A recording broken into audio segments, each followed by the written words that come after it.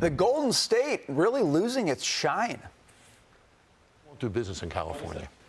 Wow. I won't do business in California. Workman's compensation, liability, employee liability, general costs of doing business, regulatory issues, massive environmental issues, some completely absurd. It is such a hostile business environment. When a state doesn't care about business, they lose business. Yeah. Walgreens, the latest company to realize it, now shuttering 5 locations in Southern California.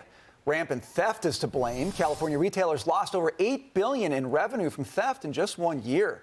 Walgreens is having their own theft problems. CEO Tim Wentworth says his company saw a 52% shrink or unexplained inventory loss. And trying to fix it has only made it worse. Wentworth said, when you lock things up, you don't sell as many of them. We've kind of proven that pretty conclusively. So we got California people on this set right now. One of them is Andrew Gruel, who I've kind of read your stuff. I mean, you're kind of committed to staying in California. Your restaurant counterpart, John Taffer's like, get out of that place. Do you see some kind of hope here or what? I see hope, Okay. and I won't open more locations until things get fixed. But I'm here, I'm behind enemy lines, and somebody's got to fight the fight because California is beautiful. And by virtue of its role in the general economy, there's so much opportunity, untapped opportunity in California that could help the whole nation. So I really believe in unleashing that. But you got to start changing everything from the top, but moving through the bottom, right? So Taffer didn't even mention PAGO, which is the Public Attorneys General's Act, which deputizes employees to establish frivolous lawsuits against businesses.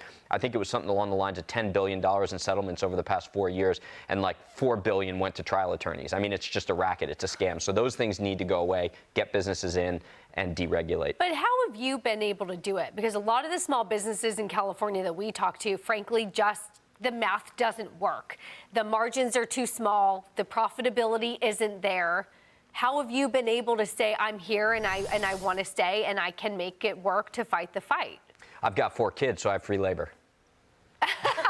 Thank you. I'm with you on that. Thank you for saying that. I know. Thank you for saying that. About how, I grew up. I was raised by parents and grandparents and great-grandparents who only worked. They never did anything but work. And we grew up in the wholesale grocery. That's where we were 7 days a week. And so we were reminiscent. I can give your children guidance on what it's like to And I hope always be in the restaurant. I hope my children will listen to this because I want them to get that ethic too. Now, so Andrew's really optimistic here, Jackie. I want to go to you on this because you know who the Democratic frontrunner for governor of California is in 2026, don't you?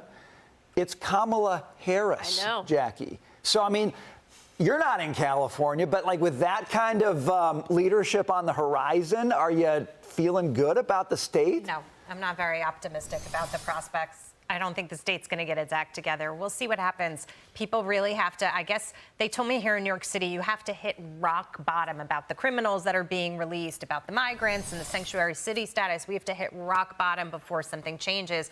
Or Eric Adams has to be indicted or face indictment. That could happen too. But what I do like on the business front is the Walgreens CEO talking about how locking things up doesn't fix the problem, because we've lived through that for the last 4 years as well. People thinking that you can put Band-Aids on things that harm other people in communities, and all of a sudden you'll make it better. I mean, that's had to come full circle. But locking things up isn't the answer. Not putting criminals away isn't the answer. Being sanctuary cities and putting migrants up in hotels isn't the answer. And so we've all spent a lot of money, but I think we're starting to learn. We just want to be able to buy 2 pints of ice cream instead of 1 and not have to ring the bell for the associate and saying I'm buying 2, not 1. Well, you know what's, so you talk about being locked up. The interesting thing is the thing that's not locked up is where businesses do business, where they incorporate, where stock exchanges move. I mean, that's what's so interesting in this moment is the things that you think are kind of permanent features of capitalism in America are all shifting, Taylor. I know. Well, In-N-Out was the latest. They're not moving their headquarters out of California, but they're moving a lot of their employees to Tennessee. And the only joke from that is maybe In-N-Out will finally get on the East Coast a little bit. I would love that because I miss it when I'm not in California. But it was interesting that they decided to keep the headquarters in California. But Brian, I think to your point, a lot of people have left. And this started, we talked about this yesterday, it started pre-COVID, maybe during COVID, where you had, who was it latest? Meta, you've had Tesla, you've had maybe Oracle, correct me if I'm wrong, I'm going off the top of my head.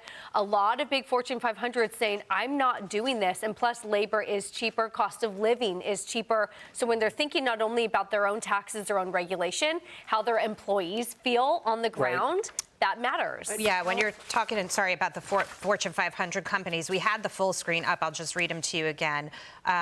Let's see, moved headquarters out of California, HPE, CBRE, PABST, Palantir.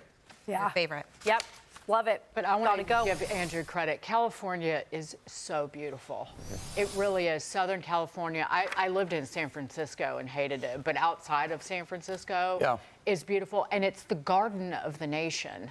And so if you're in the restaurant business, and I just have, I think, mad respect for all the people who grow our delicious food amen and to that. serve it. So you have people who are arch conservatives who don't want to leave California. Well, Andrew, let me come to you on this because you and your wife have been helping, especially in this wildfire crisis that they've had in California. Your restaurant's been involved. Tell us a little bit more about that. Yeah, when the fire started, the first thought that came into my mind, I was laying on the floor with my 4-year-old trying to put him to sleep when I saw the fire started, and I tweeted out, or I X'd out, well, I posted, I don't want to make that mistake, that we're letting people into the restaurant. If anybody needed to leave the fires, they could stay at the restaurant. They could use our parking lot. We would cook for them. So we were watching the cameras all night long, and some people did show up early in the morning. Now, fast forward 48 hours later, we had over $200,000 in donations at the restaurant. We had 6 box trucks, and we started taking trips back and forth into the fires to help people. People were showing up. We had probably over 500 volunteers over 6 days. So what started with just a quick call to action turned into an operation. We ended up distributing over $500,000 in donated goods and money